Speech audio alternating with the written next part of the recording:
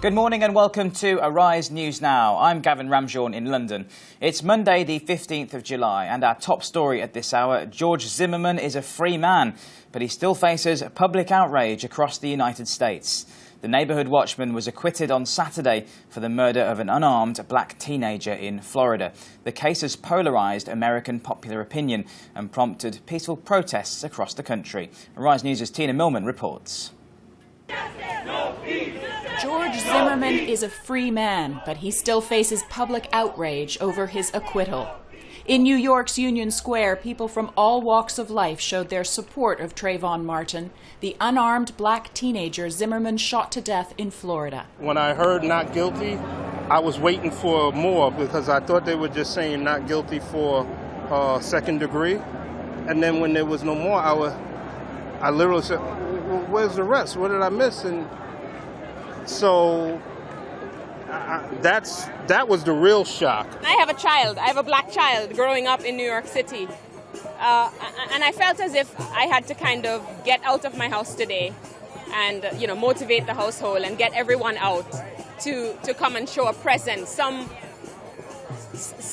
evidence of resistance. My ancestors, my great-grandmothers, my grandmothers all marched before with Malcolm and Martin and Reverend Jesse Jackson, even marched with Al Sharpton. And I didn't think at this age I would have to be going through this as well.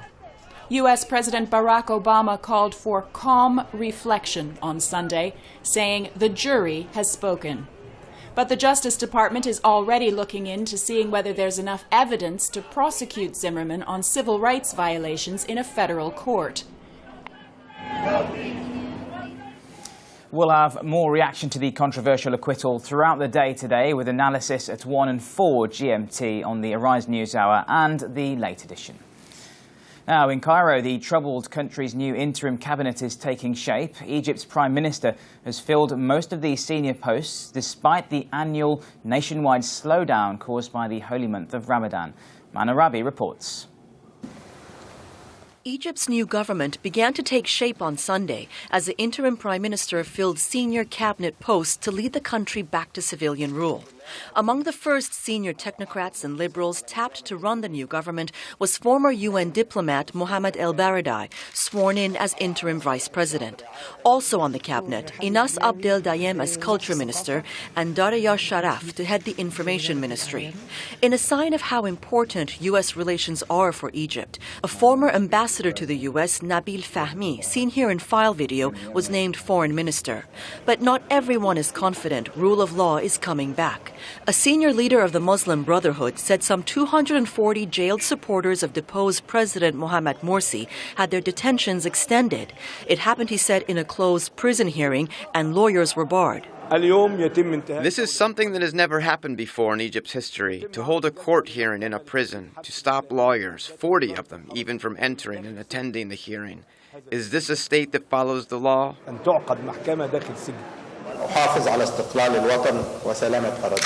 The new administration is to govern under a temporary constitution until parliamentary elections in about 6 months. At least 34 people have been killed in Iraq after a string of bomb blasts in Kirkuk and Baghdad. Deborah Lutterbeck reports. Blood spills in Basra in a series of bomb attacks that killed at least 8 people. A witness describes the grim scene on the ground. I was at home when a bomb went off, and when people gathered, a car bomb blew up, sending people flying. As you can see, there are pieces of flesh scattered all around. Dead people were lying on the ground. Then a third bomb went off, making the situation even worse. As you see, pieces of car wreckage flew to the far end of the street. A man was cut in half. On Sunday, violence swept through predominantly Shiite Muslim provinces in Iraq, killing at least 24 people. Security sources say it's not clear who was behind Sunday's explosions. But Sunni Islamist insurgents have been regaining strength in recent months. The violence is part of a sustained campaign of militant attacks this year that has prompted fears of wider conflict in a country where ethnic Kurds, Shiite and Sunni Muslims have yet to find a stable power-sharing compromise. Close to 70,000 refugees from the Democratic Republic of Congo have fled fresh fighting there and escaped into Uganda. Congolese started crossing into neighbouring Uganda on Thursday after Ugandan rebels attacked a town on the border. Red Cross officials say people have been arriving so quickly, up to 70,000 already, they have had to set up new camps over the weekend. Protesters in Belfast, angry over restrictions to the route for their annual Orange Order March, clashed with police this weekend. Protesters threw petrol bombs and police responded with water cannon. Lily Grimes reports. Angry young men confront police in Northern Ireland on Saturday. It's not unusual for the annual Protestant Orange Order marches in Belfast to turn violent. The parades are a regular flashpoint for sectarian clashes. A high-profile peace deal in 1998 largely ended 3 decades of strife in Northern Ireland. But Belfast is still riven with religious and nationalist tension between Protestants loyal to the British government and Catholics, many of whom favour reunification with Ireland. The Protestant Orange Order was angered this year when authorities ruled they couldn't march a stretch of road dividing the two communities, an act seen as provocative by many in the Catholic community. Police drafted 400 reinforcements from other parts of Britain as they battled Protestant demonstrators into the night. More than 20 people have been arrested. Spain's economic crisis has pushed many Spaniards to seek their fortunes in nearby North Africa. Traditionally, it's been Moroccans looking for work in Spain. Now that flow is reversing. Jihan Amar reports. Just a short hop across the Straits of Gibraltar, Emilio arrived here in Tangiers from his native Spain in search of a brighter future. He now runs a small construction business in Morocco and has left behind the worries of the economic crisis devastating his home country, where his sector is one of the worst hit. There was nothing left there. The crisis stopped all my construction work, swimming pools, construction materials for bathrooms, polyester. There was nothing left to do in Spain. There was no work there, no financing from the banks, and everyone was fleeing.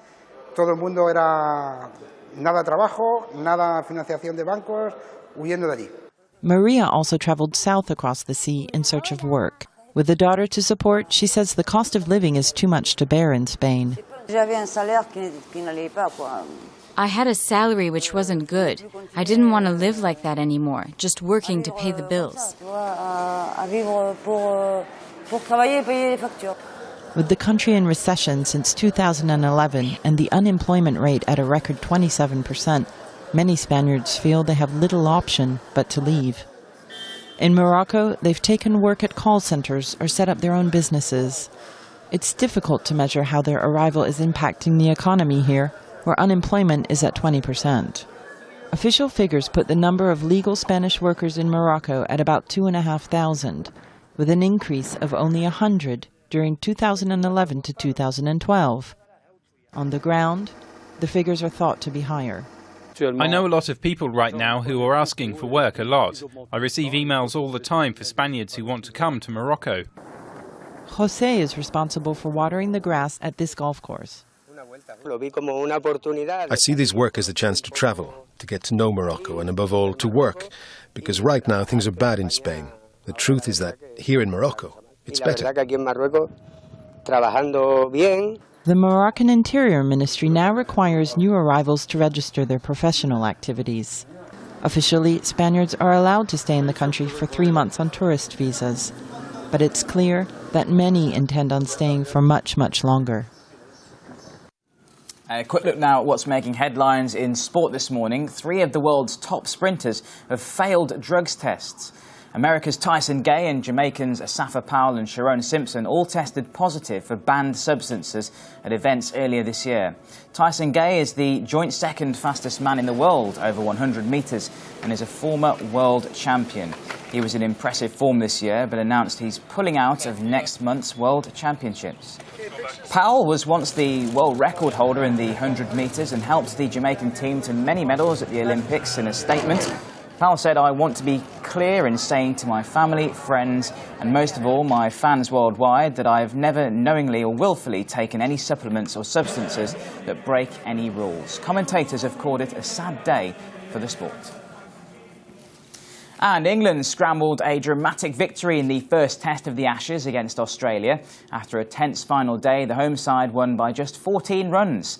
Australia's Brad Haddin and James Pattinson shared a last stand of 65, putting them on the verge of an astonishing win.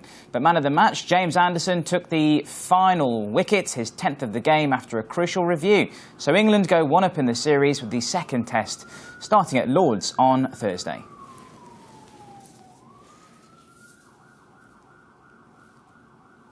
I think the bottom line with the review system, it does get more decisions right.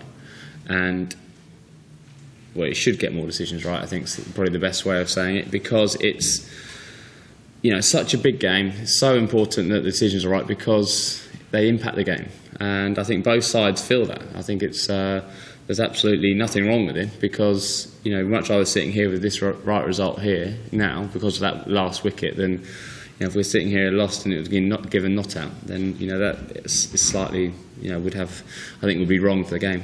I think we've probably proved to a few people that we're here to compete. There's no doubt about it. I said it on day one. I'm not surprised how close we got. I'm disappointed that we couldn't get over the line. And I said last night that I still thought we could win the test match. So, we as a team are disappointed we haven't won this first test. But I hope we've shown. I hope we've earned a bit of respect by the way we've played. That's what's important. Our team's going to give our all every single time we take the field. We're here to win this series. We know it's going to be tough, and we've just experienced that over 5 days. But for the people that have written us off or did write us off before a ball was bowled, I think we might have changed a few of their minds.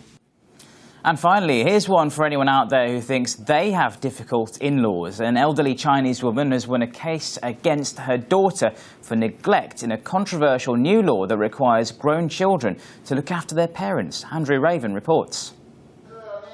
In this Chinese courtroom, history is being made, but not without controversy.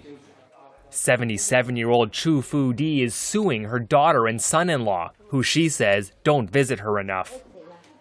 And the judge agrees.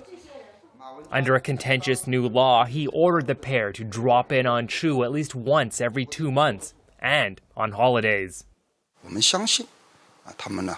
We believe that over time they will realize relations between a mother and her children need family love, says the judge. The ruling is the first under a law that compels children to spend time with their elderly parents. Critics have called the measure government overreach and potentially counterproductive. If you settle this dispute through a lawsuit, the effect may be the exact opposite of the intention, says this lawyer. The relationship between the parents and their children may get even worse. Chinese society traditionally places great importance on filial piety. But 3 decades of dramatic social change and urban migration have left many elderly alone or in care homes. Quick look at our top stories again then. George Zimmerman is a free man. He still faces public outrage across the United States, though. The neighborhood watchman was acquitted on Saturday for the murder of an unarmed black teenager in Florida. That case has polarised public opinion, of course, in the US. We'll bring you more on that in the Arise News Hour later on in the day. And, of course, in Cairo, the troubled country's new interim cabinet is taking shape. The Prime Minister has filled most of the senior posts despite the annual nationwide slowdown caused by the holy month of Ramadan. More on that, of course, later as well. Now, don't forget, you can contact us online anytime. We're on arise.tv on the website. We're on Facebook /Arise TV News. And we're also on Twitter @Arise TV. And you can also tune in on YouTube, the Arise News channel. Any story ideas or feedback, we'd love to hear from you, of course. So that's all we have time for now. We'll be bringing you updates throughout the morning, and at 1 this afternoon GMT, we'll have the day's news, business and sport from around the world on the Arise News Hour and the Arise News Late Edition. I'm Gavin Ramjohn in London. Stay with us throughout the morning for more news updates.